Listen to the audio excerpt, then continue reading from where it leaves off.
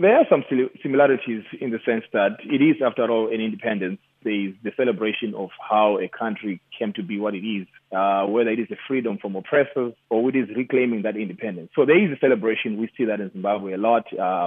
People come together, people celebrate. But I think in the context of the quality of the celebrations, you see a disparity. When I look at the way independence is celebrated in the U.S., there is a little bit of more patriotism. There is more coming together with a common cause, which you can see from the elderly all the way to the little kids. So you can feel that in the ecosystem. So people do come together from all walks of life.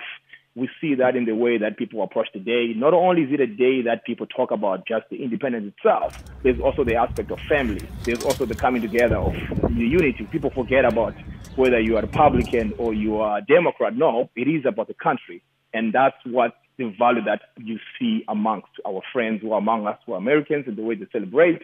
We join in the celebrations because, we feel that we're not left outside. We're not isolated. We are part of the whole big pool. So we see fireworks, we see food and families coming together. It becomes a reason for people to forget all the other issues, forget their differences, and they come together as one. If you compare it to Zimbabwe, are there any differences? There are some vast differences at this point.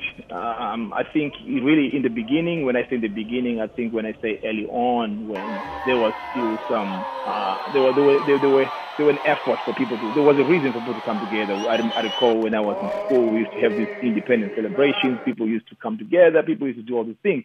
But over time, the purpose of independence in Zimbabwe, I think we've lost that. It's almost like a diamond that has lost its luster. The goodness is gone. People are struggling. People are suffering. They don't see the reason why the country was,